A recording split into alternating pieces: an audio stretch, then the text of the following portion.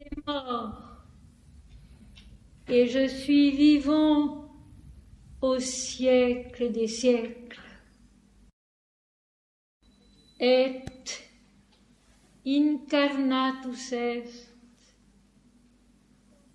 passus, sepultus est.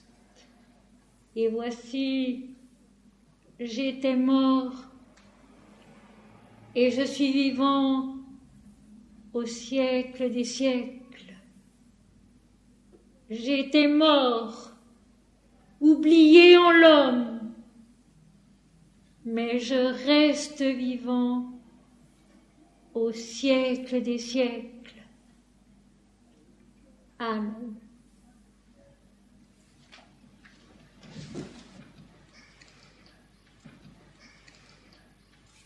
Encore tiré du journal spirituel, page 110 et le début de la page 111. Dieu n'est jamais une entité séparée, extérieure à l'homme et à la vie de l'univers. Il est à l'intérieur de toute créature, de toute conscience, au-delà de tous les devenirs. L'immuable joie et la plénitude de l'existence. Dieu n'est jamais une entité séparée, extérieure à l'homme et à la vie de l'univers. Il est à l'intérieur de toute la création, de toute conscience, au-delà de tous les devenirs, l'immuable joie et la plénitude de l'existence. L'erreur des hommes est de tout ramener à la notion de la personne autonome, distincte des autres. Alors tout ce qui est plus grand que la personne, plus vaste dans le temps comme dans l'espace, devient extérieur à elle. Et Dieu n'est plus compréhensible autrement que telle une personne démesurée et largement imperméable, impénétrable. La personne n'est pas la vraie nature de l'homme. Elle n'est que son apparence. Sa vraie nature est illimitée, parfaite, toute consciente et bienheureuse. Elle est Dieu, l'âme de tous, la béatitude de tous.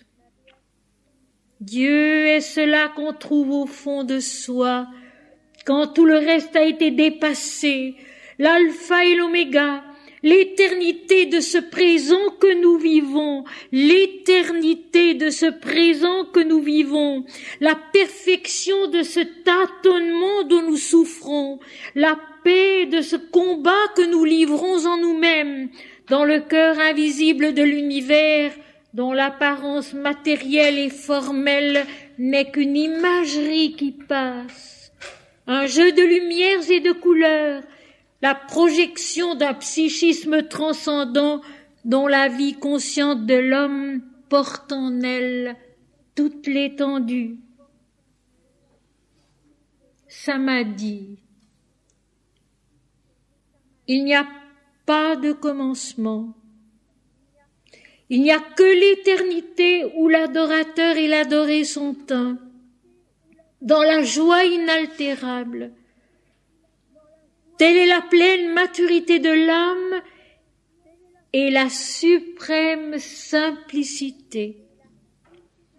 Quand on demande à Manandamayi depuis quand elle est la félicité vivante, elle répond « Depuis toujours ». Samadhi. Il n'y a pas de commencement. Il n'y a que l'éternité où l'adorateur et l'adoré sont un, dans la joie inaltérable. Telle est la pleine maturité de l'âme et la suprême simplicité. Quand on demande à Mananda Mahi depuis quand elle est la félicité vivante, elle répond « depuis toujours ». C'est l'automne.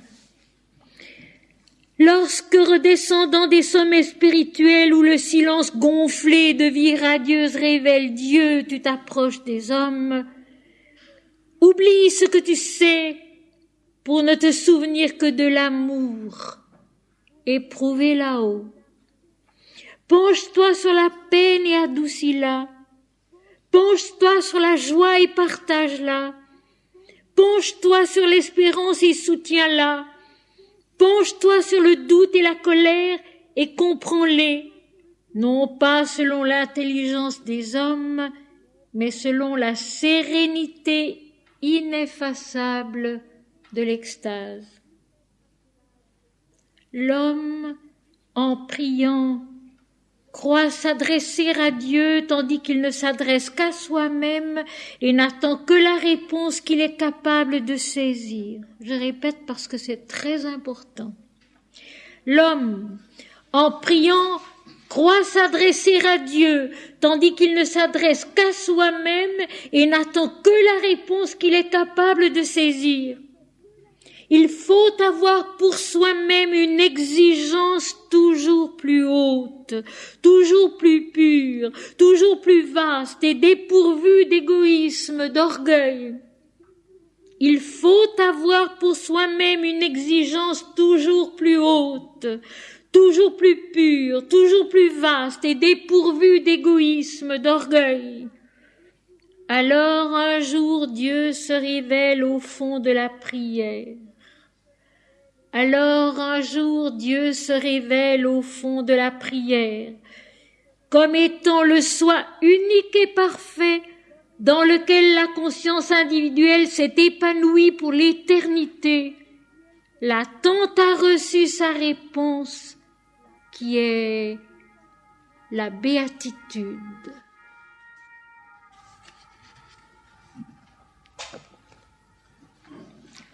Je suis le pain de vie. Celui qui mangera de ce pain vivra éternellement. C'était le thème de ce matin. Je suis le pain de vie. Celui qui mangera de ce pain vivra éternellement. C'était le thème de ce matin. Nous continuons maintenant le même chapitre 6 de l'Évangile selon saint Jean à partir du verset 60. Plusieurs de ses disciples, après l'avoir entendu dire « Cette parole est dure, qui peut l'écouter ?» Jésus, sachant en lui-même que ses disciples murmuraient à ce sujet, leur dit « Cela vous scandalise-t-il ?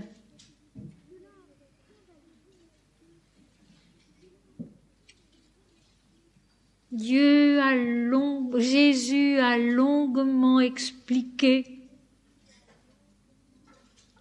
que le pain de Dieu qui est descendu du ciel pour donner la vie au monde est ici, maintenant, cette chair, ce corps, cette vie qui est donnée en pâture au monde pour qu'il en vive la vérité. Et bien sûr, cette affirmation-là ôte toute prépondérance au moi personnel. Il a bien expliqué, la personne ne voit pas Dieu. C'est Christ, c'est l'Esprit en l'homme qui voit Dieu. C'est Dieu en l'homme qui voit Dieu. Dès lors, effectivement, que reste-t-il à l'ego? Que reste-t-il au moi individuel? Et voilà pourquoi quelques-uns des disciples lui disent « Cette parole est dure à entendre. Qui peut l'écouter ?» si loin, si bas, par rapport à l'altitude de la vision et des paroles de Jésus, de la parole des Écritures, quand elles sont vraies et quelles qu'elles soient. Le moi individuel de l'homme chavire. Il ne comprend pas, il ne peut pas comprendre, il ne voit pas comment vivre cela. Et il dit, cette parole est dure à entendre. Qui peut l'écouter? Et alors la réponse de Jésus est précieuse. Et elle est particulièrement précieuse à cause de cette question qu'il pose, cela vous scandalise-t-il? Jésus, sachant en lui-même que ses disciples murmuraient à ce sujet, donc discutaient comme nous discutons, palabraient comme palabre le moi individuel. Est-ce que oui, est-ce que non, mais c'est pas juste, mais c'est pas comme ça, celui-ci a dit ci, celui-là a dit ça, murmuraient, discutaient. Et le Jésus sachant lui-même, le verbe grec eido veut dire voir. Jésus voit en ses disciples leur réaction. Et il la comprend de l'intérieur. Parce qu'il connaît la vie et il la connaît de l'intérieur. Et il est chacun d'entre nous. Et il leur pose cette question, ceci vous scandalise-t-il? To scandalon en grec, tenez-vous bien, veut dire le piège posé sur le chemin, l'obstacle placé sur le chemin pour faire tomber, de la racine scad qui veut dire tomber. Ainsi, dans les paroles du Christ, nous retrouvons notre cher ami Ganesha, le Dieu qui met les obstacles, les difficultés sur notre chemin et qui ensuite nous aide à les surmonter, les surmonte pour nous et avec nous. La parole de Jésus donc est en elle-même une réponse tellement complète. Cela vous scandalise-t-il que je vous dise, il le répétera d'une façon plus violente tout à l'heure, que la personne n'est rien. Ce qui est important, ce qui est vrai en elle, c'est Dieu. C'est le pain de vie. C'est la substance lumineuse de l'esprit. Ce n'est pas l'ego. Ce piège mis sur le chemin par Dieu pour que Dieu aide l'homme à le surmonter et par là à naître plus haut, à connaître plus haut. Mais la réaction des disciples et la réponse de Jésus sont de ces petits passages dans la Bible qui n'ont l'air de rien et qui ont tellement de valeur. Plusieurs de ses disciples, après l'avoir entendu dire « cette parole est dure », et le mot grec employé veut dire dur, comme la pierre, inflexible. Qui peut l'écouter? Qui peut comprendre cela? Qui peut savoir comment vivre cela? Et Jésus commence par leur poser la question, cela vous scandalise-t-il? Est-ce que c'est un piège pour vous? La réponse, il l'a déjà donnée tant de fois.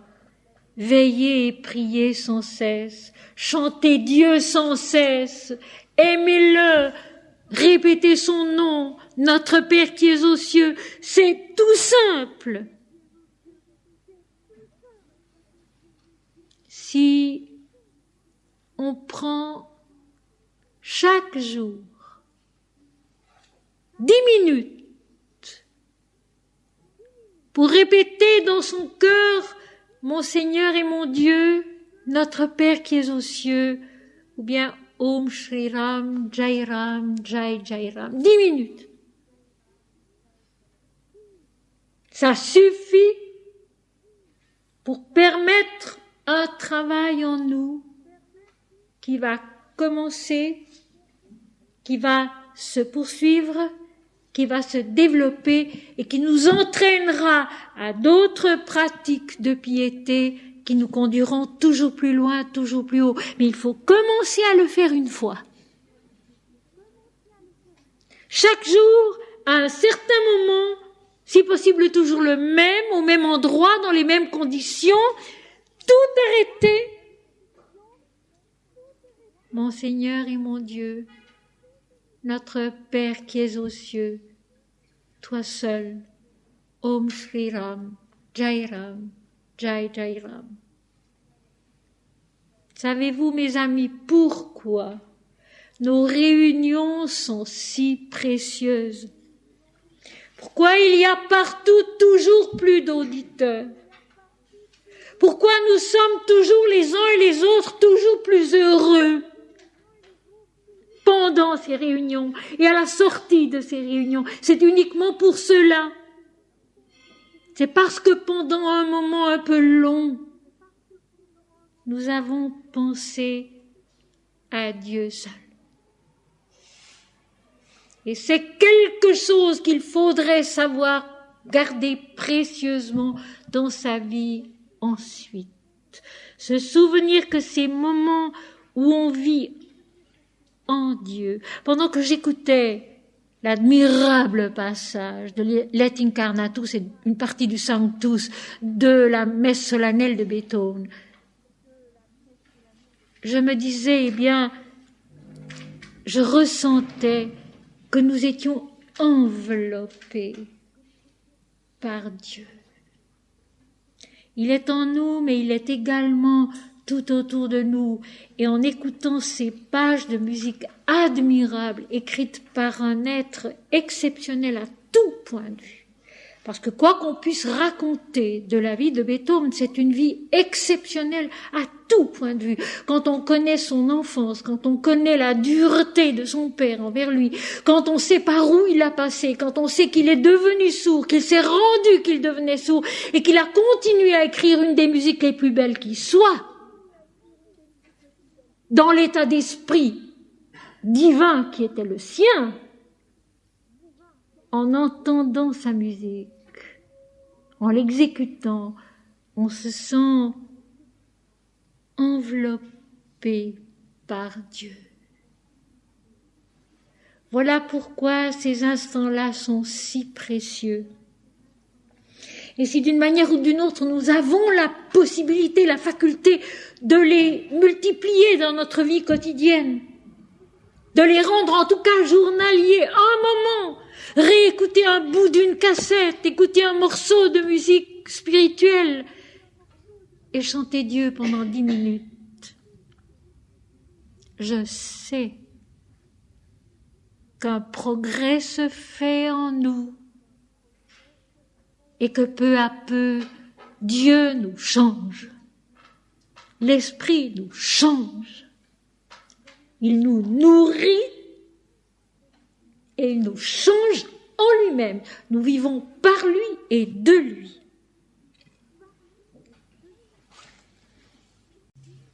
Verset 62, qui semble inachevé, et l'explication que donne ma propre Bible en bas, en note, ne vaut pas grand-chose. Je vous donne seulement le verset. Et si vous voyez, c'est un présent, c'est pas un imparfait, IEZ, c'est donc pas un conditionnel avec le si. Et si vous voyez le Fils de l'homme, où il était auparavant. Jésus vient de poser la question. Ceci vous scandalise-t-il? Êtes-vous achoppé, butez-vous contre ce fait que, en fait, la personne humaine, l'ego, n'a pas d'importance, ne compte pas. Et il ajoute, et si vous voyez le Fils de l'homme monter où il était auparavant. Jésus nous fait comprendre par là qu'il faut voir pour comprendre, pour connaître et pour monter avec lui. Il faut voir. Voir parce que l'intelligence est constamment occupée par Dieu. Parce que Dieu coule en nous comme un souvenir permanent. Alors peu à peu, d'une manière ou d'une autre, nous voyons, et ça n'a pas besoin d'être une vision exceptionnelle, nous voyons.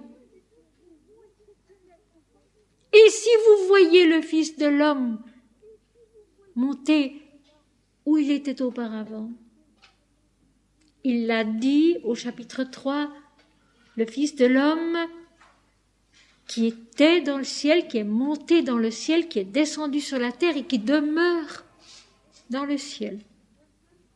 Comme dans le Mahabharata, Surya vient, rayonne pour l'univers, à l'aube, se présente devant la princesse Kunti et en même temps demeure dans son ciel, par la force du yoga, dit le texte.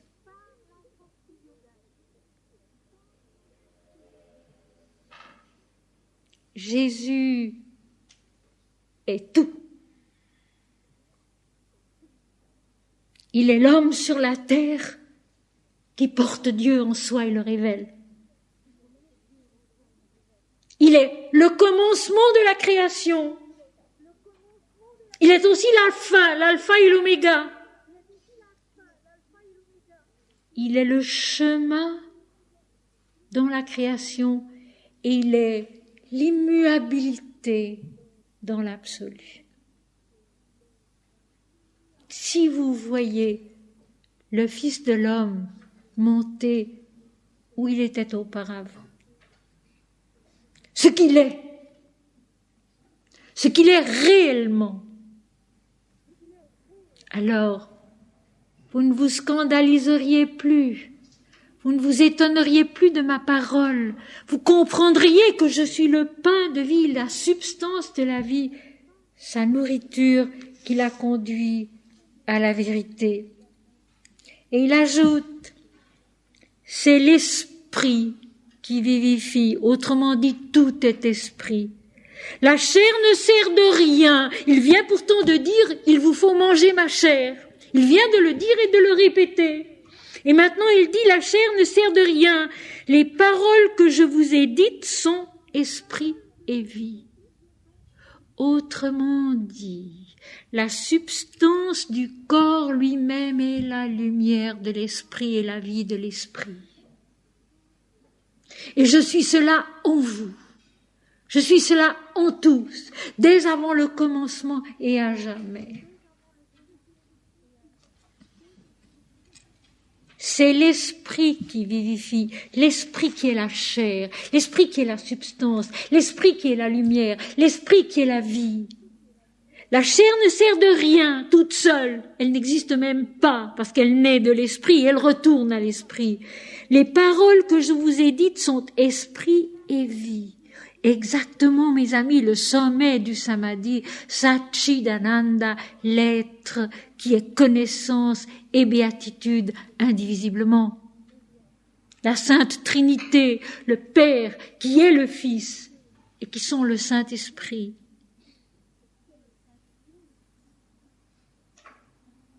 Mais il en est parmi vous quelques-uns qui ne croient point. Car Jésus savait dès le commencement qui étaient ceux qui ne croyaient point et qui était celui qui le livrerait. Et il ajouta, c'est pourquoi je vous ai dit que nul ne peut venir à moi si le Père ne le lui en a pas donné, si cela ne lui a pas été donné par le Père. Parole difficile à comprendre, j'en conviens. Nous allons prendre mot à mot. Mais il en est parmi vous quelques-uns qui ne croient point, qui n'ont pas encore la grâce, la possibilité de s'émerveiller, de se taire et de recevoir Dieu. Tout à l'heure, avant de nous séparer, j'ai essayé de donner Dieu à chacun.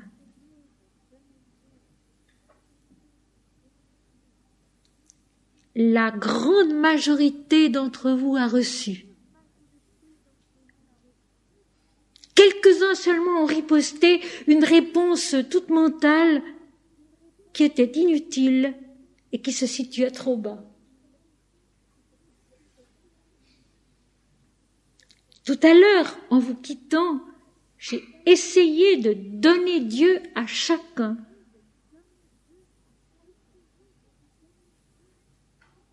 Et Jésus dit ici qu'il sait qu'il en est quelques-uns qui ne croient point.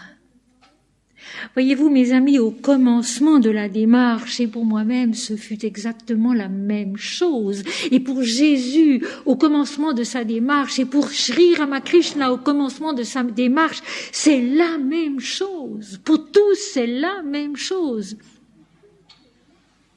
Il y a au départ une acceptation de Dieu qui nous est donné par les livres, par les écrits, par les prophètes. Et croire, mes amis, c'est simplement admettre, au début, c'est simplement admettre que c'est vrai, sans en avoir la preuve, et se laisser émerveiller. Se laisser émerveiller par la révélation qui, lorsqu'on y revient, effectivement, est admirable et nous touche, nous donne sa joie. Mais bien sûr, je dirais, il y a des parties en nous qui ne croient pas. Il y a des individus qui ne croient pas, il y a des parties en nous qui discutent et qui ne croient pas.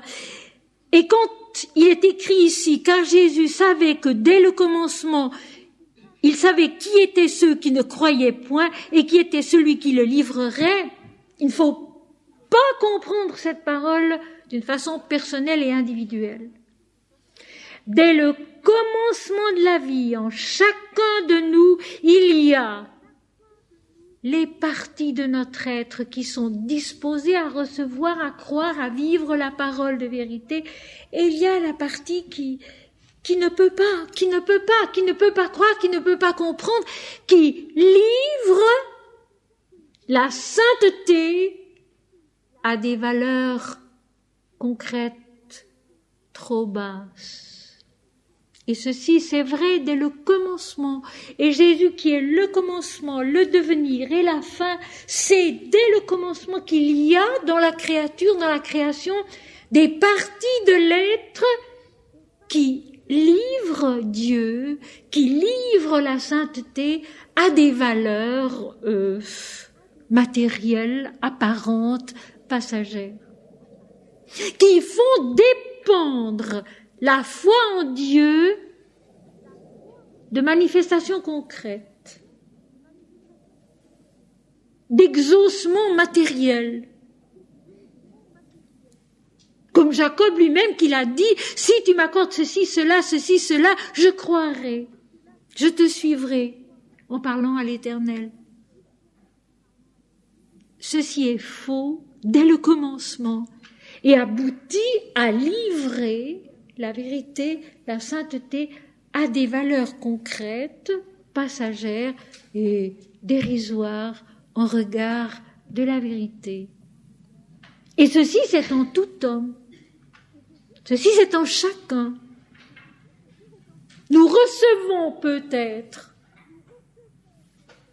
une révélation du divin, une parole du divin, un moment d'une présence spirituelle, mais nous livrons cela à des considérations qui sont tellement trop basses, tellement dérisoires en regard de la beauté de ce que nous avons reçu, que la foi ne peut pas durer, la foi ne peut pas persévérer. Cela, nous le faisons souvent, et voilà pourquoi cette parole est importante. Livrez Jésus, livrez Dieu. Il n'est jamais dit trahir. ce qu'on dit dans les églises. On dit toujours que Judas, c'est le traître. Il n'est jamais dit trahir dans les textes, c'est toujours livré. C'est toujours livré. Et le mot grec employé signifie exactement livrer, pas autre chose. Comme par exemple pour le verbe manger, c'est phagomai qui veut dire manger et rien d'autre, absolument rien d'autre. C'est livré. Livré à ce que nous sommes sur les plans inférieurs de la conscience et de la vie, tant qu'ils n'ont pas été transformés par l'esprit. Livré à des considérations qui sont purement humaines, dualistes, apparentes, concrètes, et par conséquent, à ce moment-là, l'Esprit Dieu ne peut plus nous parler. Voilà pourquoi les sages de l'Inde, avec tant de raison, disent et répètent « Attention, vous devenez ce que vous pensez, vous devenez ce que vous dites, vos pensées, vos paroles vous façonnent. » Ceux qui ne croient pas dès le commencement et qui finiront par livrer Dieu, livrer la sainteté à l'ignorance de l'orgueil et de l'égoïsme, ce sont toutes nos pensées trop basses, toutes nos réactions trop petites, toutes nos mesquineries, tous nos désirs trop personnels et trop réduits, tout ce qui s'oppose à Dieu par la petitesse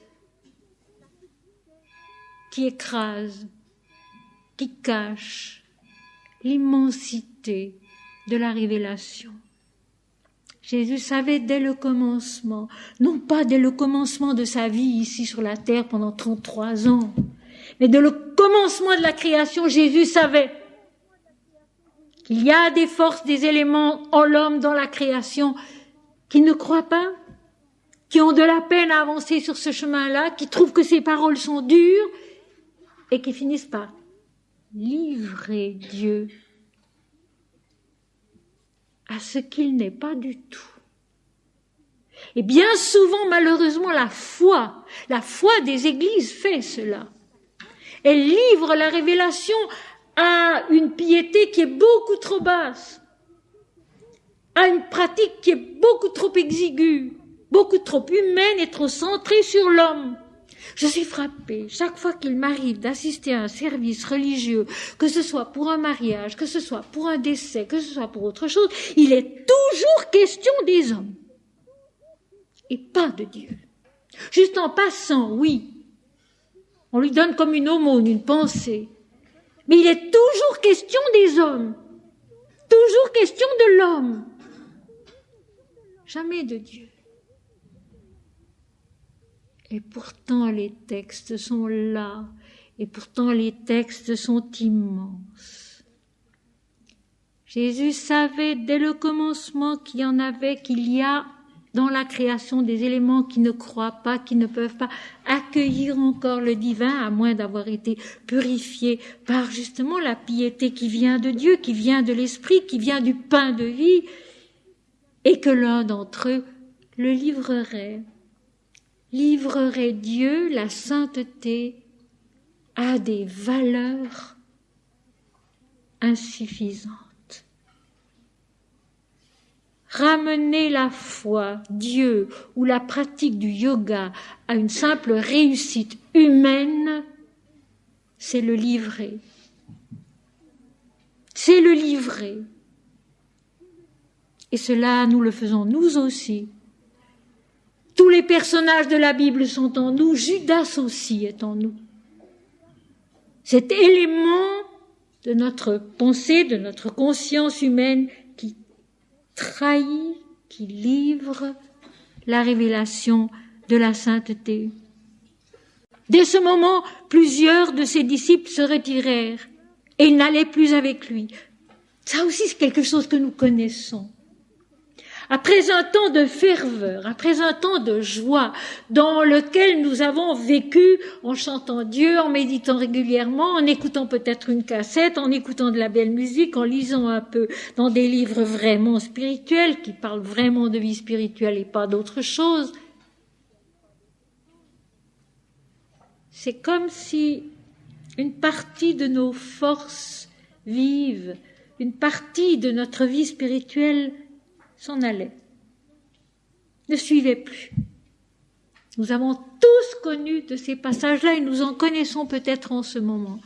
Un passage où, d'une certaine manière, la tiédeur est entrée en nous, une certaine indifférence, et nous avons tellement ramené les choses de Dieu à des valeurs humaines que pour finir, effectivement, Dieu ne nous parle plus. À partir de ce moment-là, un certain nombre de disciples se retirèrent et n'allèrent plus avec lui. Jésus donc dit aux 12, « Et vous, ne voulez-vous pas aussi vous en aller ?» Question qui se pose en nous. Lorsque notre foi devient tiède, lorsque nous livrons à des valeurs trop basses la révélation sacrée de Dieu en nous, que nous avons pourtant reçue à certains moments avec sincérité, la question se pose en nous. Et vous, ne voulez-vous donc pas aussi vous en aller? Et toi, ma foi en Dieu, mon émerveillement pour les textes, ne veux-tu pas aussi t'en aller? Est-ce qu'ils n'ont pas raison de s'en aller? Est-ce que c'est valable ou est-ce que ça ne l'est pas? Et Jésus le demande aux 12 disciples qui sont 12 éléments de la vie spirituelle, du travail, du pain de vie en nous, de ce pain de vie qui nous nourrit de la vérité. Eh bien, ces 12 éléments, ce sont premièrement la foi.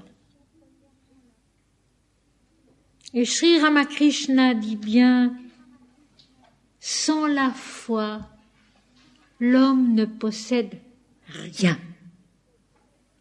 Sans la foi, l'homme ne possède rien. La foi, avoir confiance en l'invisible plus réel que le visible. Avoir confiance en cela qui nous a déjà été enseigné. Ce matin, nous l'avons vu, ils seront tous enseignés de Dieu, de ce que nous ont donné les prophètes, les serviteurs de l'Éternel. La foi, la confiance en la vie, en la beauté de la vie, en la vérité de la vie, ce pain du ciel qui donne la vie au monde, la confiance en cela que nous avons déjà reçu, qui vit en nous, dont nous avons besoin pour avoir du courage dans la vie, mais qu'il faut nourrir de la bonne manière pour qu'elle dure. J'ai cité ce matin Ramakrishna, « Soyez fous de Dieu ». Sri Aurobindo, lui, dit ceci, « Il y a dans le fond de la nature humaine une nostalgie ineffaçable depuis le commencement des temps et au cours de tous les millénaires, une nostalgie. La nostalgie de connaître la vérité, l'infini. » Et Manandamayi dit très simplement ceci, « Il est de votre nature d'aimer Dieu et de faire du japa, même si vous n'en avez pas envie, c'est de votre nature de le faire et ça viendra. » D'une façon ou d'une autre, ça viendra du fond de nous-mêmes parce que c'est en nous le pain de vie dont nous sommes faits. Le deuxième disciple, le deuxième élément, c'est l'amour de Dieu, de la vérité et par conséquent, mes amis, le véritable amour des hommes. L'amour de Dieu, de la vérité et par conséquent l'amour des hommes. L'inverse n'est pas juste. On croit aimer et servir les hommes s'il n'y a pas Dieu derrière, ce n'est pas vrai. Et c'est tout le malheur du socialisme, qui ne repose sur rien de supérieur. Aimer les hommes sans Dieu, ça n'existe pas. D'abord Dieu. Et alors l'amour des hommes est possible, et l'amour des hommes est vrai, et l'amour des hommes est efficace. Mais d'abord Dieu, comme le disait Sainte Jeanne d'Arc, Dieu premier servi. L'amour de Dieu et de la vérité. D'une vérité qui ne condamne que ce qui est condamnable, c'est-à-dire l'égoïsme et l'orgueil, et ce qui en découle. Qui ne condamne pas des idées ou des croyances qui sont différentes des nôtres, mais qui sont peut-être tout aussi valables. L'amour de Dieu, de la vérité, ne condamne que ce qui est condamnable. La fin de l'Apocalypse, la ville qui est toute lumière, dans laquelle entrent les nations, les rois, les gloires des peuples, la seule chose qui soit condamnée, c'est l'abomination du mensonge. Le mensonge du moi individuel qui dit moi je sais et je suis séparé de Dieu face à lui. L'amour de la vérité, d'une vérité qui ne condamne personne, mais qui combat en soi-même et par conséquent dans le monde ce qui est faux, ce qui est mauvais, l'égoïsme, l'orgueil et tout ce qui en découle. Mes amis, la vie est tellement plus simple quand le moi-je est effacé. Je me rappelle comme enfant, chez des amis allemands, il y avait une espèce de tableau, et sur ce tableau, il y avait un « ich » écrit en grosses lettres, c'est-à-dire « moi, je », et qui était barré. Et puis dessous, il y avait un « du », c'est-à-dire « toi », « D-U », « toi ». Ce tableau, il était intelligent. Un « ich » barré. Et un « du », D-U, « toi ». Pas souligné, pas encadré, rien du tout, mais le « ich » était barré. C'est ça la vérité. C'est ça l'esprit, les paroles de vie et d'esprit qui sont valables. Et la chair seule ne sert de rien, dit Jésus à ce moment-là. Et Sri Aurobindo, tant de siècles après, répond « Même le corps se souviendra qu'il est Dieu. » C'est vrai. Mais une fois qu'il a été irradié, une fois qu'il a été pénétré, le troisième disciple en nous, le troisième élément de la piété juste, c'est la persévérance. La persévérance. Commencez, oui,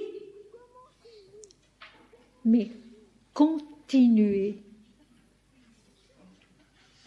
Commencez, oui. Ça n'est pas tellement difficile. Quand on va à l'école et qu'on vous donne des cahiers neufs, les premières pages sont très bien écrites. On se donne beaucoup de peine, c'est propre, c'est bien, c'est clair. Puis peu à peu, le cahier se dégrade et à la fin, ce sont des gribouillis. Rappelez-vous, c'était bien comme ça. C'est encore comme ça. La persévérance. Persévérer. Commencer. Ne pas vouloir commencer trop bien. Il vaut mieux commencer modestement. Commencer simplement, humblement. Mais persévérer. Et pour persévérer, mes amis, il n'y a qu'un seul secret. Il n'y a qu'une seule clé.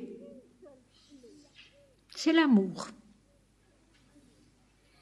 On est incapable de persévérer en quoi que ce soit dans la vie vis-à-vis des hommes, vis-à-vis de Dieu, sans l'amour.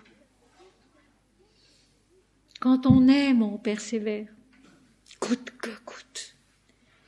Et à travers toutes les difficultés, on persévère, on avance, on va quand même. Et on triomphe. Comme dit Jésus, si vous aviez de la foi gros comme un grain de sénévé, vous déplaceriez une montagne. Vous diriez à cette montagne, mets-toi là, et elle se mettrait là. Et c'est vrai. Et c'est vrai. On peut vaincre son corps, on peut vaincre les difficultés de sa famille, on peut vaincre tout au monde sans se battre. Sans se battre. Seulement en aimant la vérité, en aimant Dieu.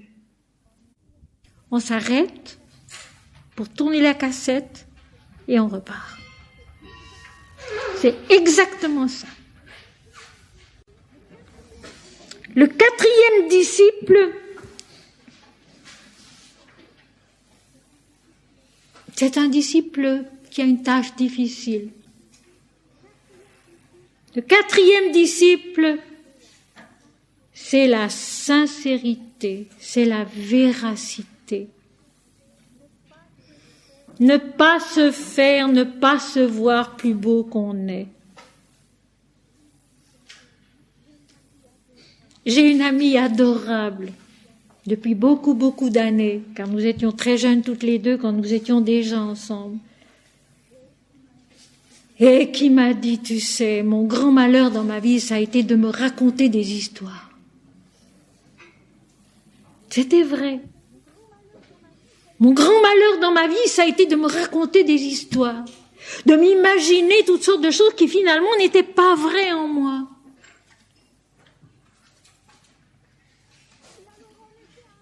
Et alors, en effet, à un moment donné, on se retire et on s'en va. Parce qu'on s'aperçoit que ça ne joue pas. Quelqu'un vient de me poser par écrit il y a quelques jours une question. Comment savoir si c'est vrai ou pas? Comment savoir si c'est le petit moi ou si c'est le grand moi? Eh bien, la réponse, elle est facile. Si la joie, si l'amour, si la patience, si la persévérance, la soif de vérité dure et persiste, quoi qu'il arrive, c'est le grand moi. Si c'est le petit moi, ça s'écroule au bout de très peu d'obstacles, de scandales, de difficultés. La persévérance qui vient de Dieu, la persévérance qui vient de la sincérité, de la véracité. Ne pas se voir ou se croire plus haut, plus grand qu'on est. Simplement ne pas du tout s'inquiéter de savoir ce qu'on est et où on en est. S'il est une question qui est fausse, et je le dis parce qu'on me la pose à l'occasion, mais où me voyez-vous, où me situez-vous, à quel chakra est-ce que j'en suis? C'est une question qui se pose, et c'est une question, hélas, qu'on pose dans les écoles de yoga. Pas toutes, heureusement. La réponse a été donnée par Sri Ramakrishna, déjà. Elle a été redonnée par Sri Aurobindo. Elle a été donnée par Manandamayi, par Swami Ramdas. Nous n'avons pas à nous inquiéter du niveau de conscience où nous en sommes. Nous avons à avancer et à laisser faire Dieu. Et lui, il sait où on en est et il sait surtout quel obstacle il doit mettre sur notre chemin, quel scandale, pour nous aider ensuite à le surmonter. La sincérité, la véracité, comment est-ce qu'on la trouve? En se taisant beaucoup et en chantant Dieu de tout son cœur le plus possible. Alors, peu à peu, on devient sincère, on devient vrai et on se voit tel qu'on est. Mais je voudrais ajouter, exactement comme ce matin, pour le fait de ne pas reconnaître Dieu en Christ, et d'autre part, de clamer partout qu'il y a des incarnations divines dans le monde, un peu partout, les deux choses sont fausses. Eh bien, de même qu'il faut être sincère, humble, modeste vis-à-vis de soi-même et tâcher de se connaître, de se voir tel qu'on est. De même, je vous en supplie, il ne faut pas cataloguer nos fautes, nos manquements, nos défauts. Ça, c'est aussi une erreur qu'on a commise et qu'on commet trop.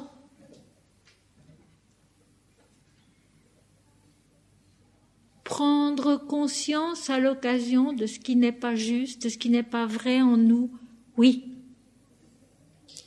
Mais ensuite le déposer aux pieds du Seigneur.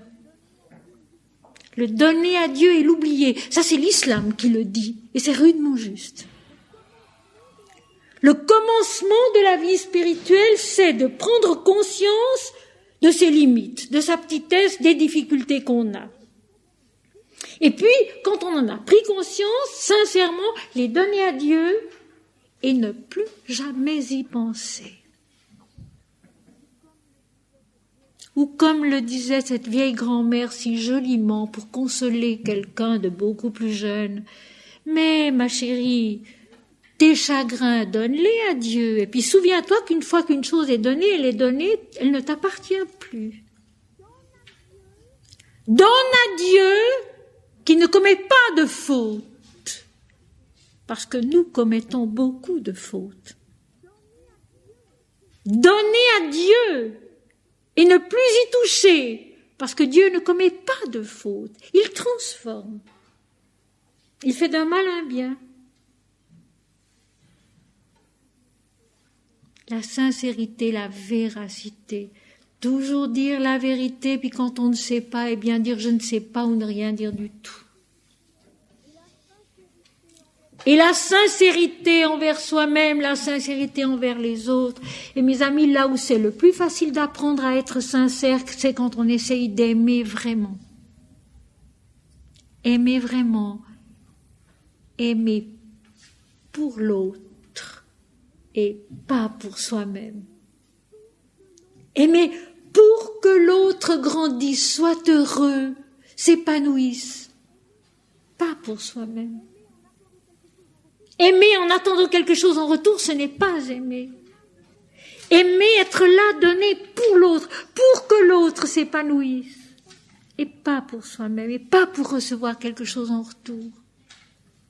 Et la véracité, la parole vraie, parler vrai, ce qui implique parler bien et parler beau.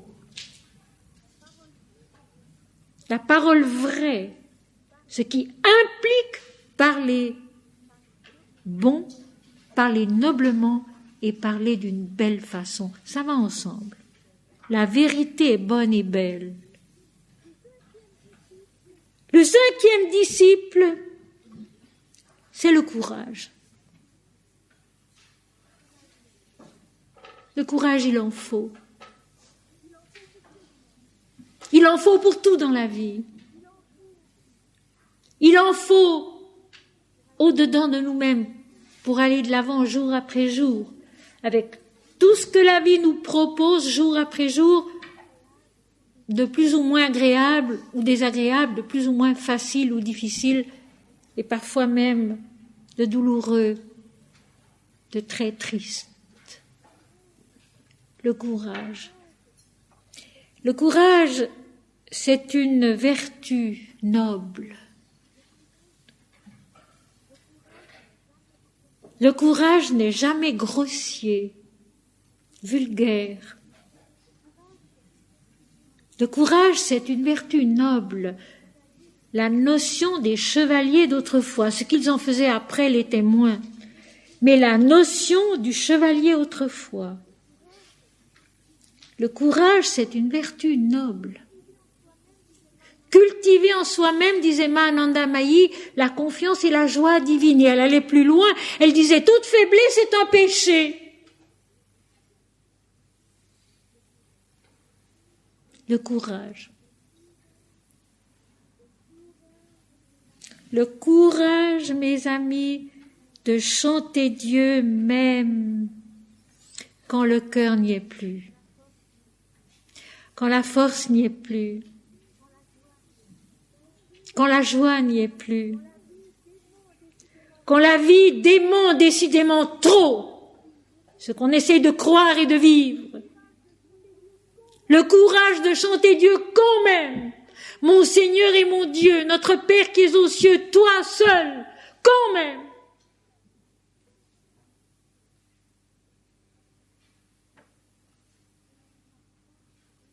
Et la force revient. Et la joie renaît.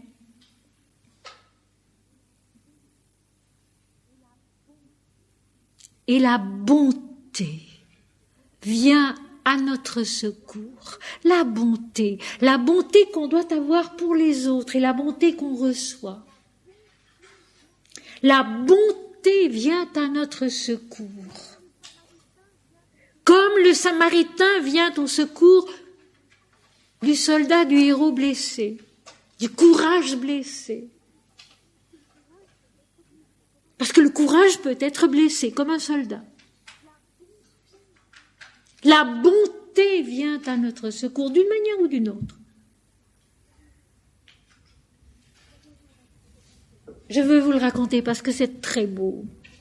J'étais très jeune encore. Et les difficultés ne manquaient pas. C'était peu avant la guerre, ou était-ce déjà pendant la guerre, mais je ne crois pas. Oh non, je ne pense pas, puisque j'allais encore au gymnase à ce moment-là. Et avant d'aller en classe l'après-midi, j'étais allée me recueillir dans l'église catholique de notre ville, qui était toujours ouverte. Et je devais certainement avoir un visage assez bouleversé, assez tourmenté, disons, triste. Et pendant que les yeux fermés, je m'efforçais de répéter « Seigneur, que ta volonté soit faite et non la mienne ». J'avais peut-être 17 ou 18 ans. « Que ta volonté soit faite et non la mienne ». À un moment donné, j'ai senti le poids tout léger d'une petite main sur mon épaule. Et j'ai rouvert les yeux. Et une petite fille, haute comme ça, s'est penchée vers moi et elle m'a dit « Madame, tiens ». Et elle m'a donné une belle image qu'elle venait de recevoir. Alors, sans pouvoir rien dire, je lui ai souri. La bonté était venue au secours du découragement. Ayons du courage, mes amis, toujours. Ne nous plaignons jamais, parce que les plaintes, c'est un obstacle entre Dieu et l'homme qui est presque insurmontable. Les gens qui se plaignent toujours ne se dépassent pas. Ayons du courage toujours. Ne nous plaignons jamais. Le courage blessé rencontre la bonté. À l'intérieur ou à l'extérieur, pour se relever.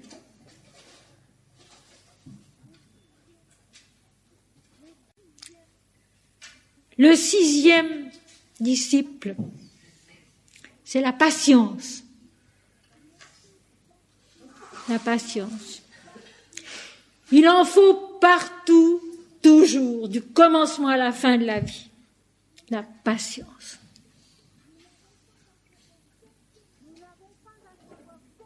Nous n'avons pas à savoir quand, comment. Nous avons à suivre le chemin, le sacrifice au beau sens hindou, Advara Yajna, le cheminement qu'il faut faire avec Dieu. La patience. Marcher, avancer. La Bible est remplie de ce mot « lève-toi et marche ». Allons et marchons. Avancer, marcher. Sans rien attendre de particulier, et tout ce dont nous avons besoin nous est donné. Tout. Quand on est rempli de désirs, d'ambitions, d'exigences, rien ne vient. Quand on lâche la bride, et qu'on laisse courir le cheval à son trot à lui, c'est aussi toute une étude, tout un yoga, cela. Sentir le cheval et le laisser aller à son trot. À lui, c'est d'ailleurs vrai pour les voitures aussi. Elles ont un rythme, elles ont une allure dans laquelle elles sont bien, elles sont à l'aise, elles donnent leur maximum. Laisser le coursier aller à son allure à lui, sans lui imposer ceci ou cela. Le chemin sera bon et il conduira à l'étape juste. Cela exactement qu'il nous faut. Rien d'autre, rien de plus, mais rien de moins aussi. La patience. Le malheur de notre époque, c'est l'impatience. On n'a plus la patience de la plante, de la fleur. On veut tout faire pousser trop vite, que ce soit dans les sciences, dans les arts. Je pense par exemple à ces chanteurs qu'on forme en quelques mois, alors qu'en réalité, pour former une voix, il faut des années. À ces peintres qu'on forme en quelques mois ou quelques années, alors qu'il faut des temps et des temps et des temps pour arriver à être quelque chose de vrai là aussi. C'est vrai dans la science, c'est vrai dans les métiers. La patience.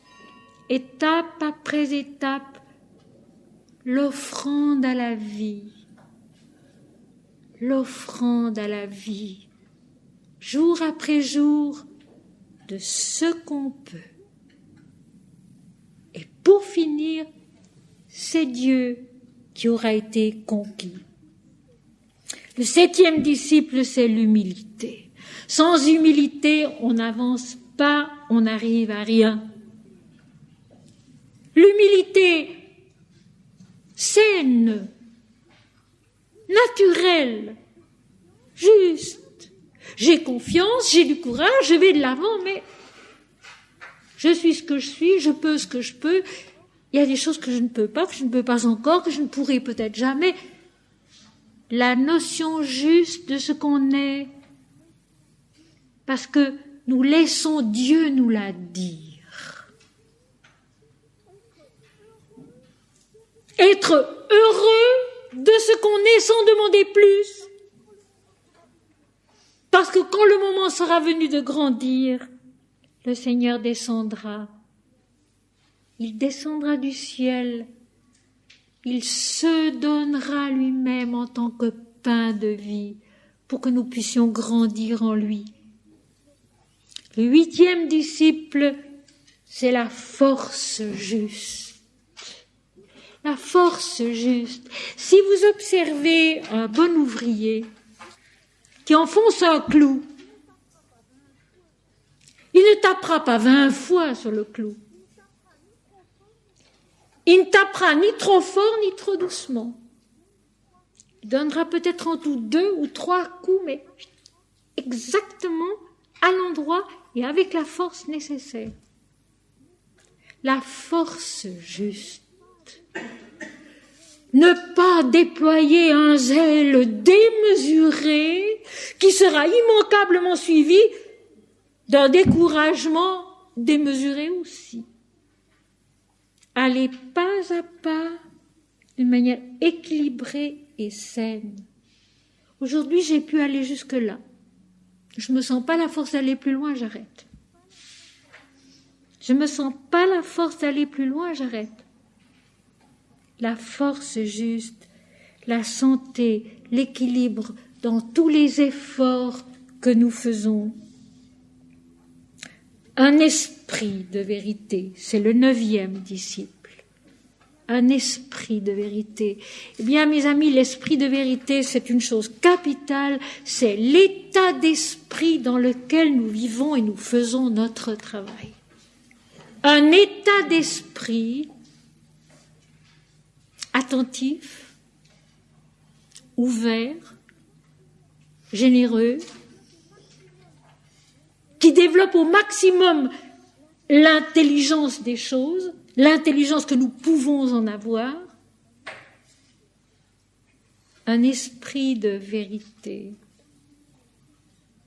Ne jamais se targuer de quelque chose, ne jamais se gonfler, comme on dit, mais s'efforcer de se voir soi-même et par conséquent les autres et par conséquent la vie dans une optique saine et juste.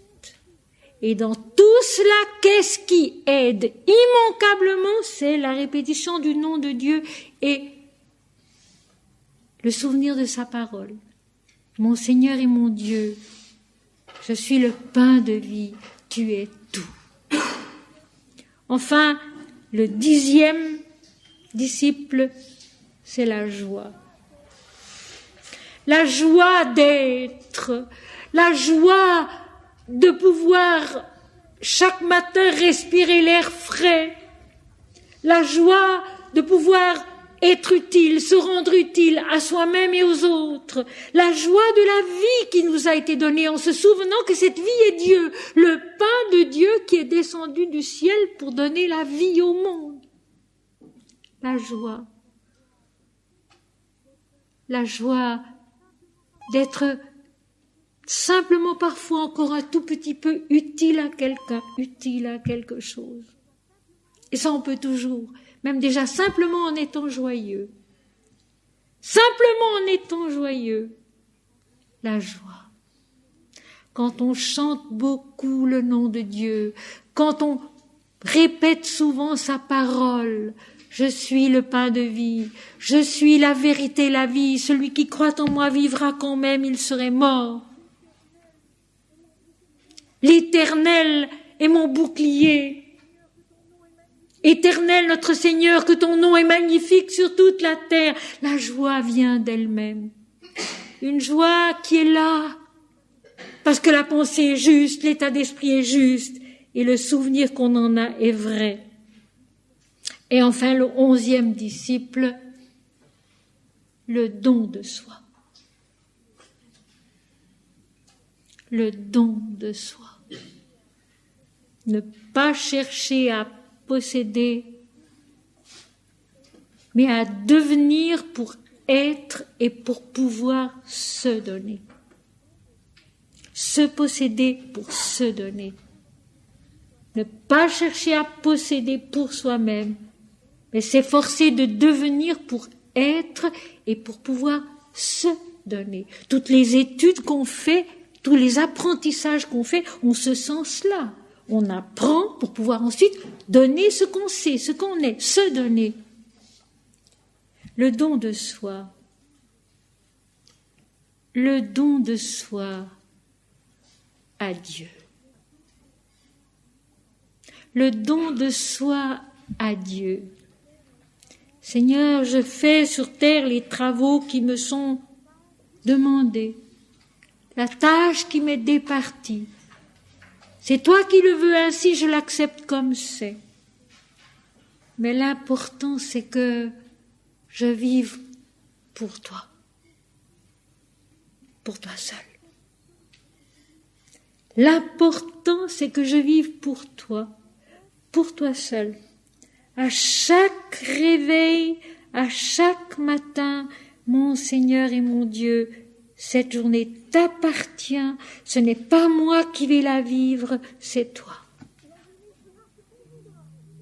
Et la journée sera ce qu'on voudra. Elle connaîtra des orages ou le beau temps. Seigneur, que je vive tout cela pour toi. Pour toi seul.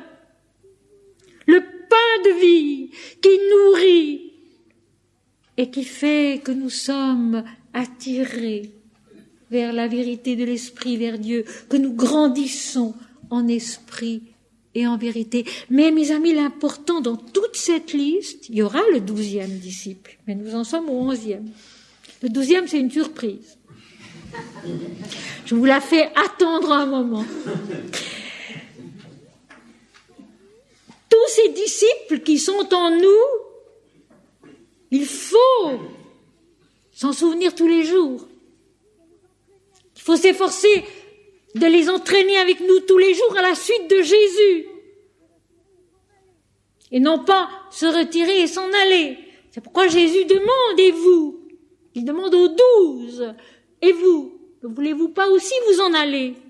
Eh bien non, la foi, l'amour de Dieu, la persévérance, la sincérité, le courage, la patience, l'humilité, la force juste, un esprit de vérité, la joie, le don de soi, non, je vais les garder et les garder à la suite de Jésus, à la suite de Dieu, à la suite de l'éternité, de l'infini, de la toute lumière, de la conscience et de la vie.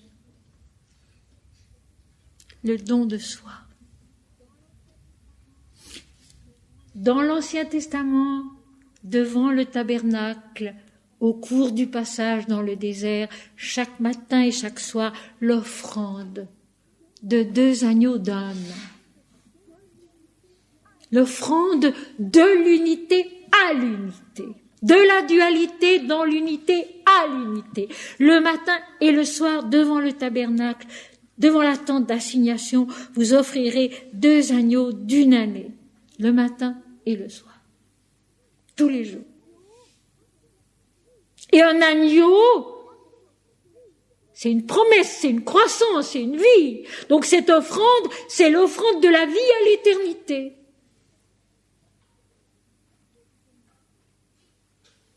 Le don de soi. Et si on peut,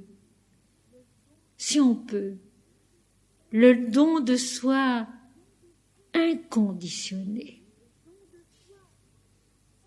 Le don de soi inconditionné.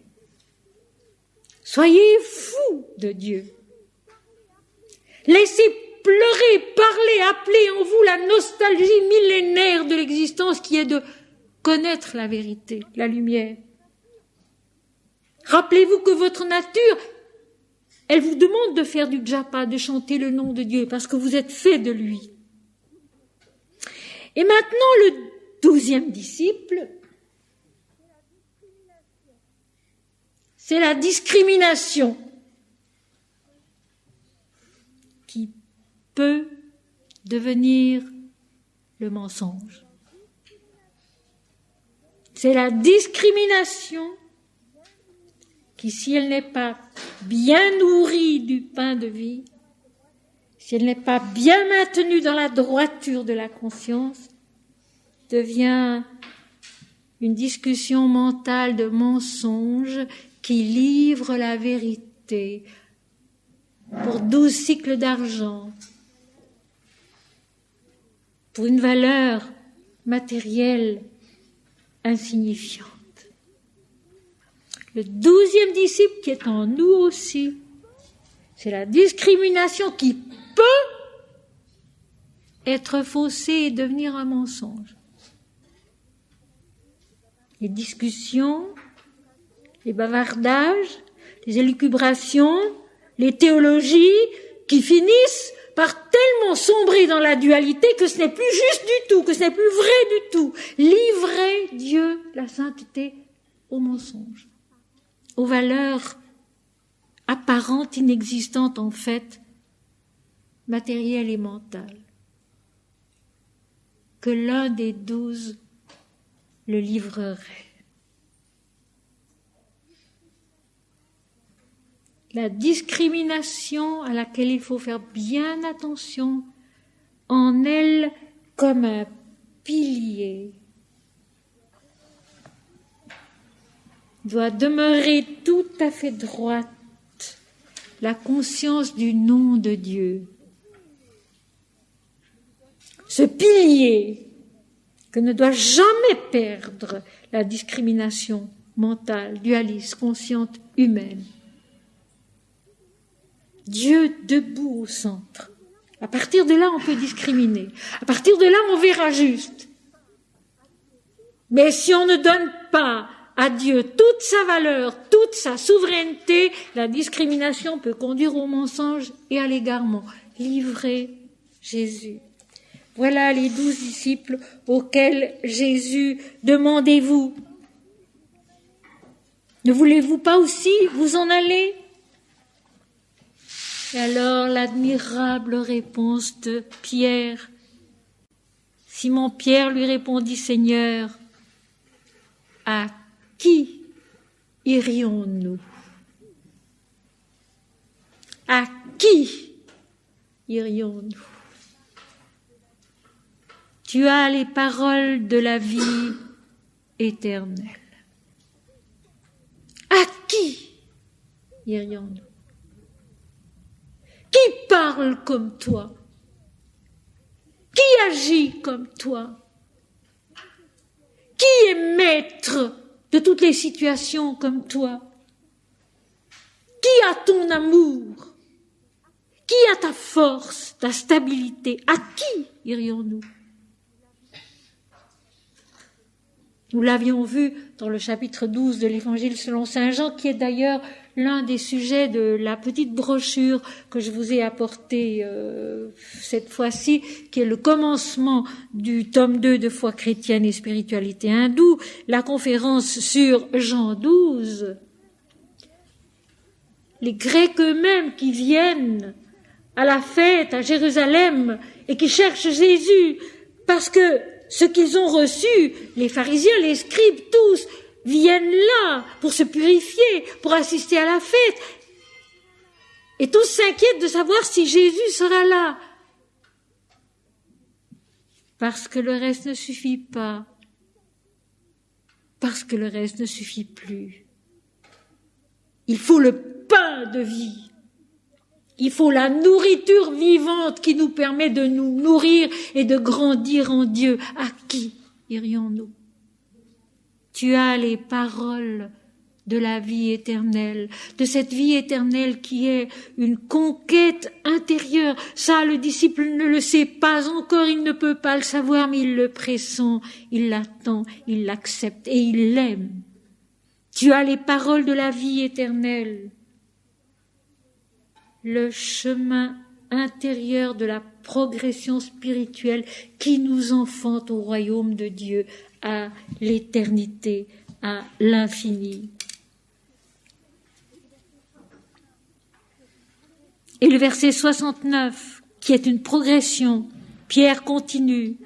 Nous avons cru et nous avons connu que tu es le Christ, le Saint de Dieu. Nous avons cru d'abord. Nous avons eu confiance. Et puis il y a une progression. Nous avons connu, nous avons constaté que tu as les paroles de la vie éternelle, que l'Éternel et toi, vous êtes un. Vous parlez le même langage, le langage de la lumière, de la vie, de la vérité, le pain de vie, le pain de Dieu. Et Jésus leur répondit, n'est-ce pas moi qui vous ai choisi, vous les 12? En réalité, c'est Dieu qui nous attire à soi, ce n'est pas l'homme qui tout seul monte à Dieu. Il monte à Dieu parce qu'il est appelé, parce qu'il est choisi, parce qu'il est attiré par Dieu, mais non pas choisi à l'exclusion des autres, choisi chacun à son heure, chacun à son tour. N'oublions pas, ils seront tous enseignés de Dieu. Il n'y a pas d'exclusion. Ni dans les peuples, ni dans les credos particuliers. Ceci, je ne cesse pas de le répéter parce que je le sais profondément.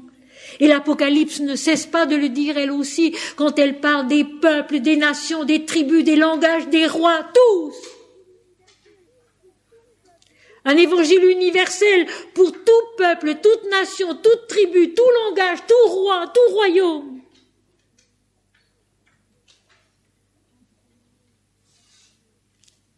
Enseignés par Dieu, tous.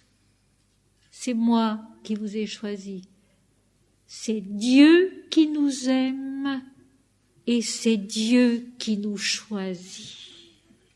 Non pas contre les autres, non pas parmi les autres, mais avec tous. Il nous choisit, il nous appelle, il nous aime du fond de nous-mêmes.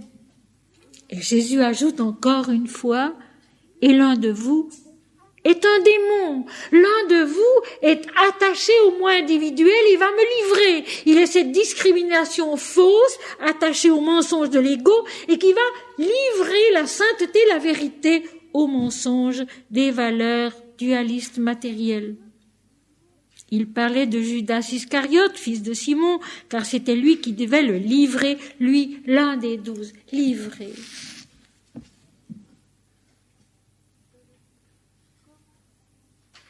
dès le commencement,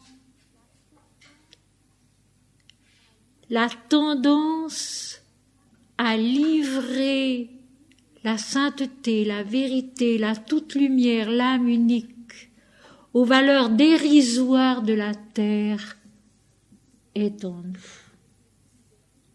Et ceci, notre texte d'aujourd'hui nous le dit d'une façon magistrale et très précise. Dès le commencement, et d'une façon très durable, la tendance à livrer Dieu à l'infime est là. Il faut s'en garder. Il faut s'en garder toujours, et nous le verrons vendredi soir avec le chapitre 12 de l'Apocalypse, les ailes de l'aigle qui sont données à la femme pour qu'elle s'envole, pour qu'elle échappe aux démons. Il faut s'efforcer, mes amis, de voler à l'altitude de notre âme. L'âme anima qui est le souffle. Et ce souffle, c'est un souffle divin, c'est le souffle de la vie. Il faut s'efforcer de voler à l'altitude de notre âme et non pas dans la lourdeur de notre nature inférieure, physique, vitale, mentale inférieure. La mauvaise discrimination est en nous comme le reste. Il faut veiller et prier sans cesse pour ne pas laisser cette discrimination-là prendre le pas sur le reste en nous et livrer Dieu, la vérité, la lumière, la sainteté à des valeurs qui n'ont rien à voir avec sa stature à lui. Et pour maintenir cela en nous, il n'y a qu'un seul moyen, se souvenir que nous sommes faits de la substance, de la lumière de l'Esprit, que nous sommes le Fils de Dieu, fait de lumière, promis à la toute lumière de l'âme unique. Répétez, chantez le nom de Dieu et gardez sa parole. Il n'est pas nécessaire de tout retenir au nom. Il n'est pas nécessaire de tout lire au nom. Un peu, mais s'en nourrir.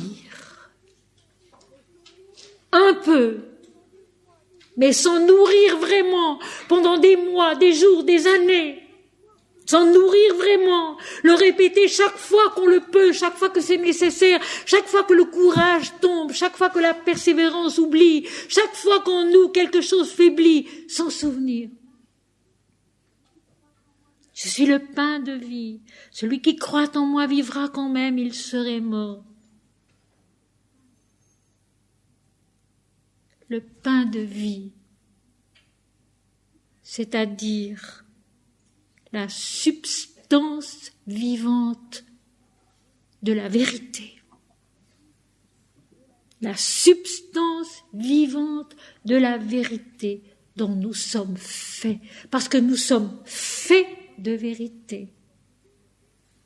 Nous sommes faits de lumière. Nous sommes faits de sainteté. Nous sommes faits de beauté. Il faut s'en souvenir et le garder.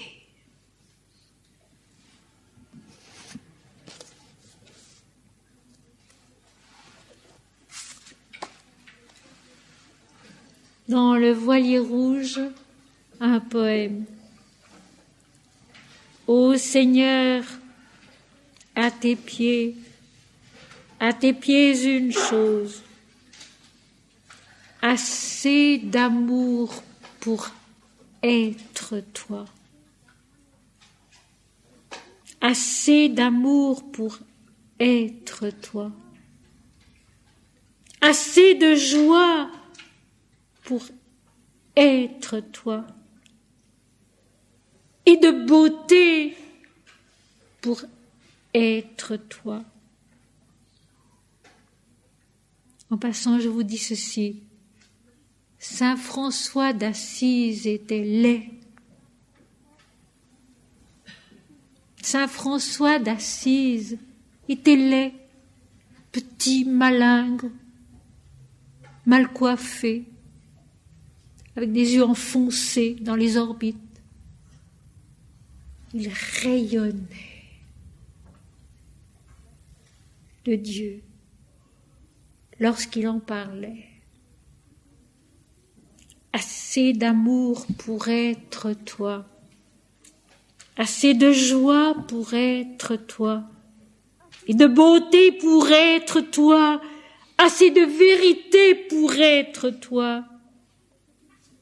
Je te vois, je t'écoute, comme un serment dans mon silence, comme un essaim d'amour s'abattant sur mon front. Et tes paroles sont le nectar de ma foi. Le seuil du porche est en prière, et j'y verse les eaux bues à ta source avec le vase de ma peine. Et j'y verse les eaux toutes bues à ta source, comme une offrande à tes pieds d'or. Il n'y a qu'un chant sous le porche, un seul hymne sacré offert à ta grandeur. Et je voudrais être plus pure, car le tumulte de ma voix assourdit mes oreilles. Tu m'as donné d'ouïr pour que je m'attarde à ton chant, et le chant de mon cœur m'inquiète bien plus. J'irai m'asseoir encore au bord clair de ta source, et quand parlera le silence avec ta voix, je saurai que ma lèvre n'a remué que de ta bouche, et que c'est toi seul qui parlais. J'irai m'asseoir encore au bord clair de ta source, et quand parlera le silence avec ma voix, je saurai que ma lèvre n'a remué que de ta bouche, et que c'est toi seul qui parlais.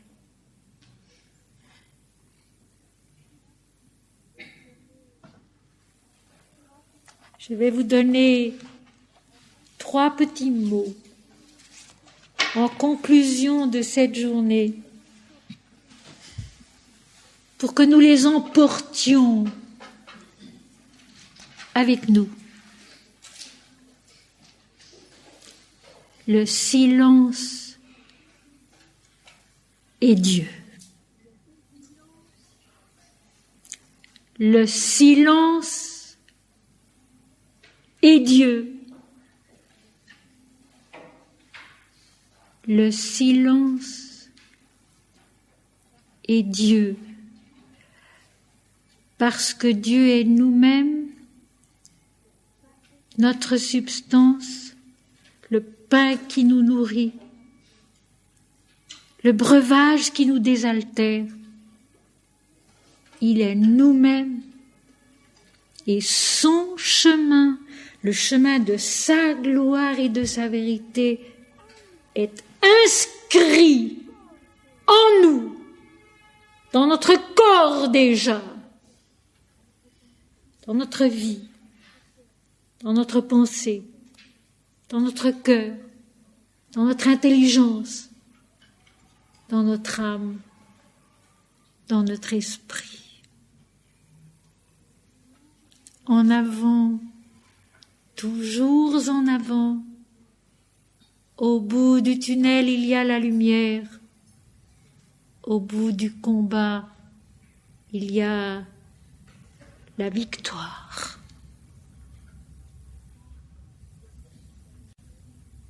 Je pense qu'il est bon d'aérer un moment. Et puis nous allumerons la bougie et un peu de musique nous introduira dans la méditation.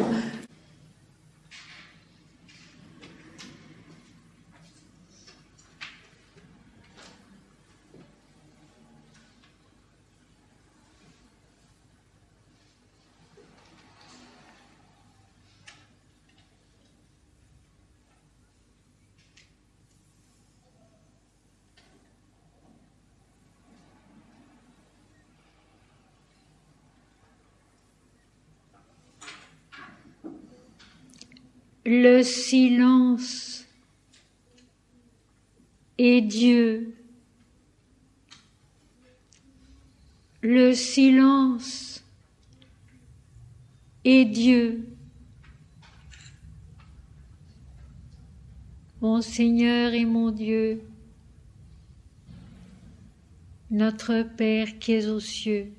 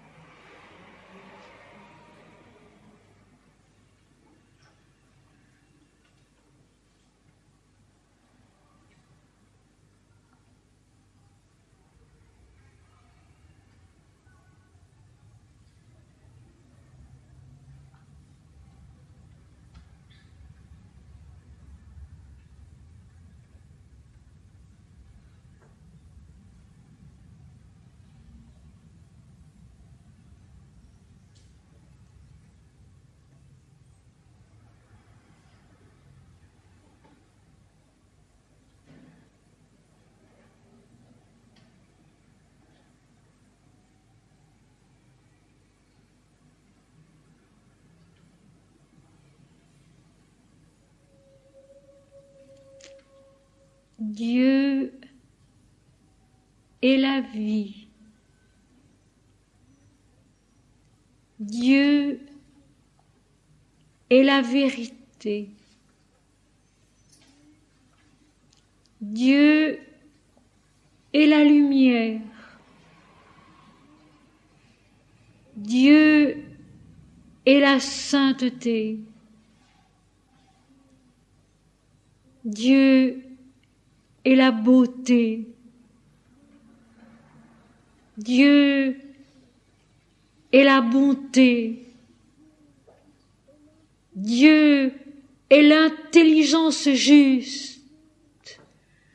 Dieu est la discrimination parfaite dans le sens de l'esprit, de la lumière. Parce que Dieu est l'amour parfait.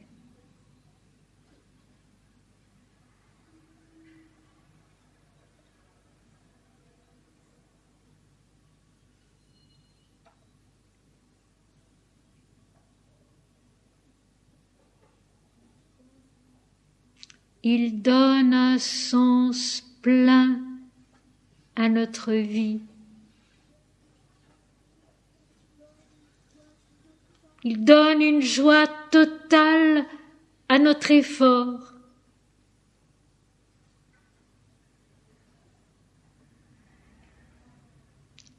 Il grave dans nos pas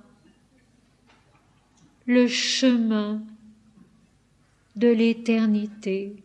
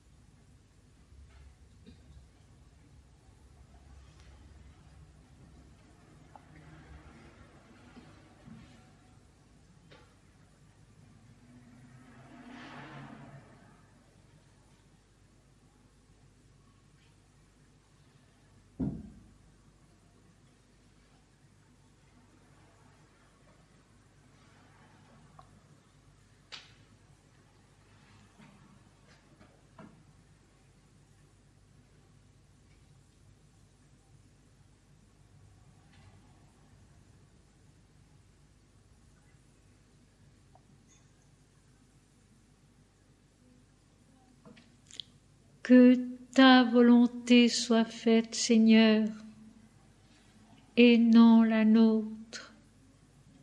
Que ta volonté soit faite, Seigneur, et non la nôtre, ta volonté qui est le bonheur de tous les êtres.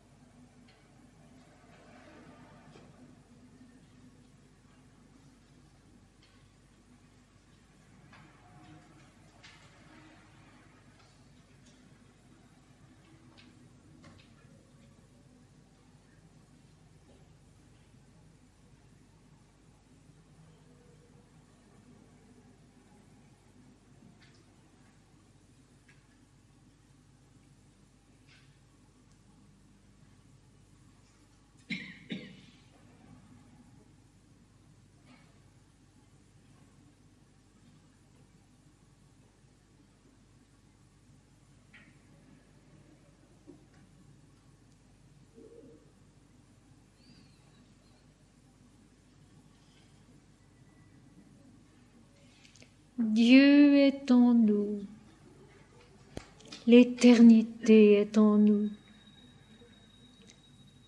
Christ est en nous, les prophètes sont en nous, les pères sont en nous, Abraham, Isaac, Jacob, les 12 disciples sont en nous, toute la vie est en nous,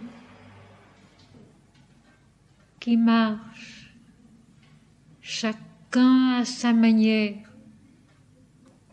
au travers du même désert, conduit par Dieu, par la conscience de Dieu qui est Moïse, vers le pays de Canaan où coule en abondance le lait et le miel de la vérité, vers le pays, vers la patrie intérieure, où coule en abondance la lumière et la vérité divine. La révélation de Dieu en l'homme.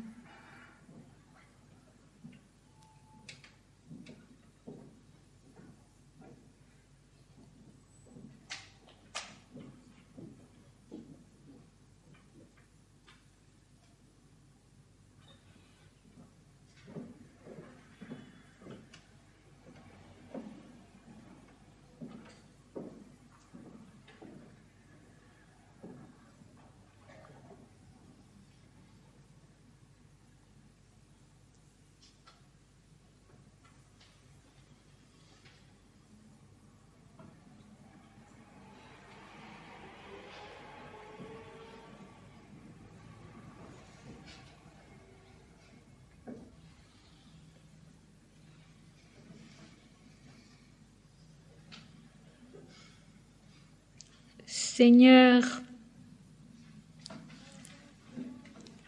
un vent calme a soufflé dans les ailes de mon navire. Il était toi. Seigneur, un vent calme a soufflé dans les ailes de mon navire. Il était toi.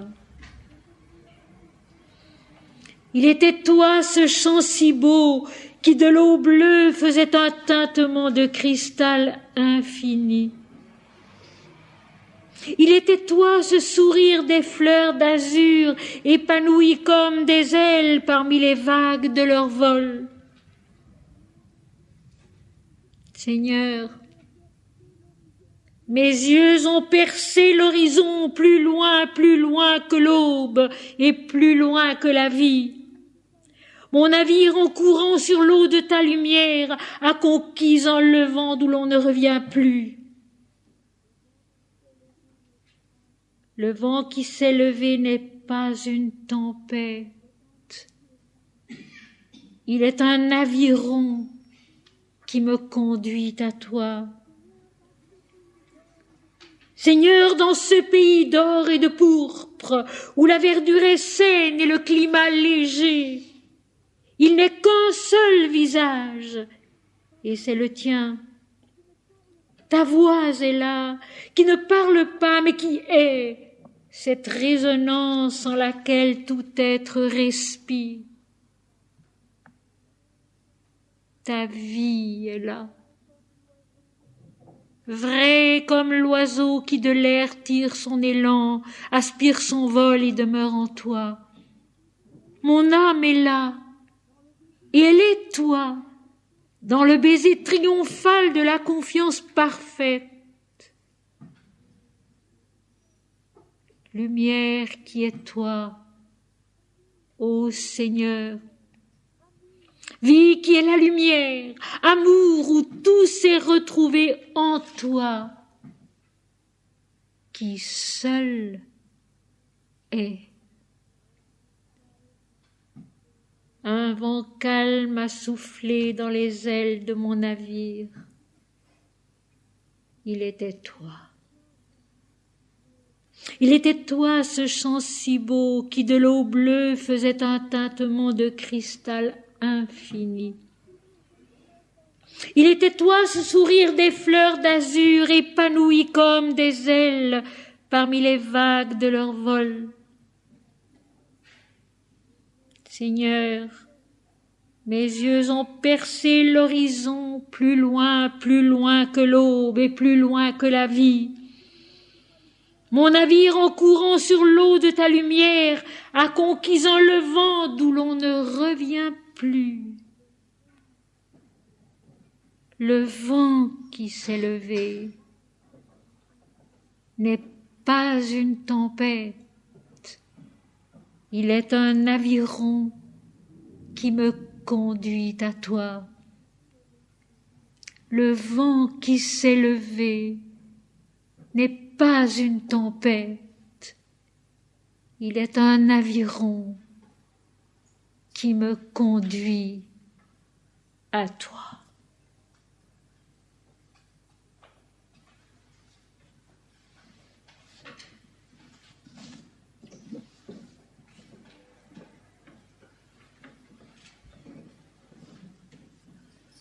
Mes amis,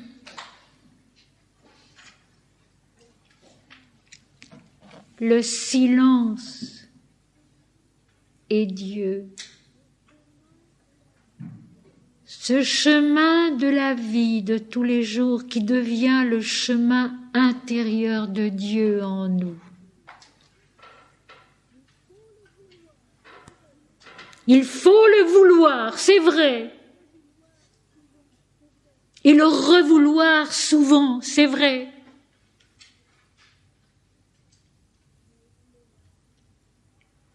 Mais il est là. Mais il est vrai. Et je terminerai par ce seul mot. La lumière de l'esprit est un fait. Et non pas une idée. La lumière de l'esprit est un fait et non pas une idée.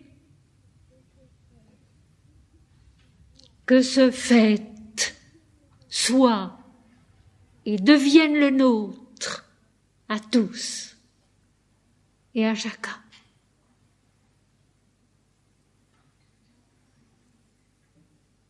Demain après-midi, ce sera l'enseignement, l'évangile de Sri Ramakrishna, un passage important, encore pas lu ensemble.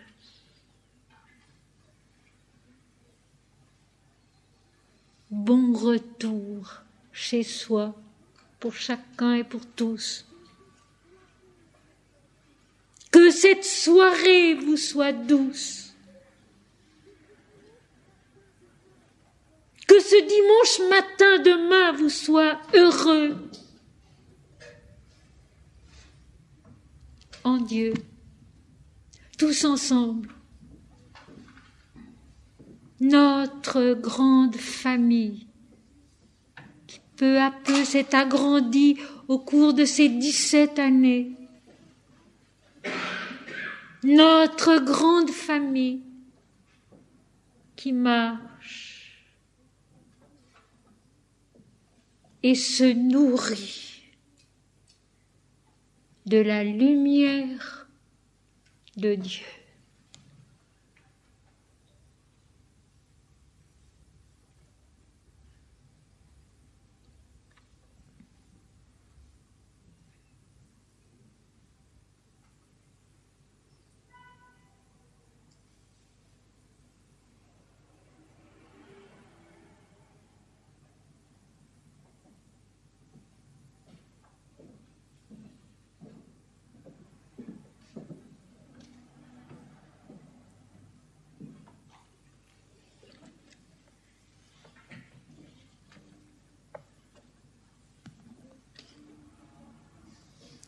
J'épouse ta pensée, Seigneur,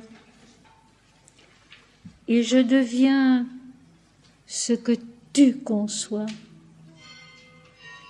La lumière est si proche en laquelle tu vis. Je la vois qui descend sur nous, non pas tel un manteau de brume, mais comme le printemps dont nous naissons. Mon visage est pareil à la mort. Il est rigide, absorbé dans la contemplation qu'il aspire de l'intérieur. Mes yeux se sont clos et je sens ton haleine puissante passer sur moi. Pas un frisson ne me parcourt. Je suis absente de ta terre, Seigneur, dont pourtant nul ne s'éloigne jamais, car tu l'habites. Je suis dans ta présence insondable. Je suis dans ta présence insondable, et j'éprouve, muette, ton règne victorieux. Je vois, je regarde, et j'adore, dans une même lucidité qui est toi. Et je connais la lumière concrète, la splendeur de ton être qui ruisselle partout, conçu pour un enfantement démesuré.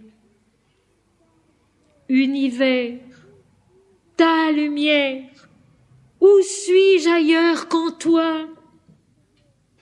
Tu es l'Éternel, Seigneur, le Dieu d'une création infinie.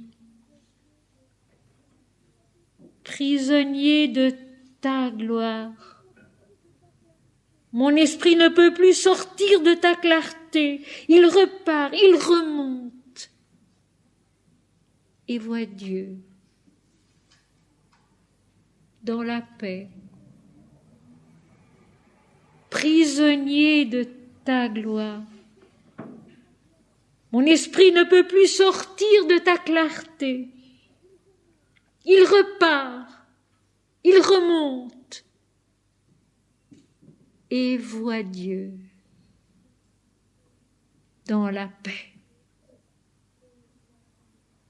Que cette paix-là, mes amis, nous accompagne ce soir, ces jours prochains, toujours.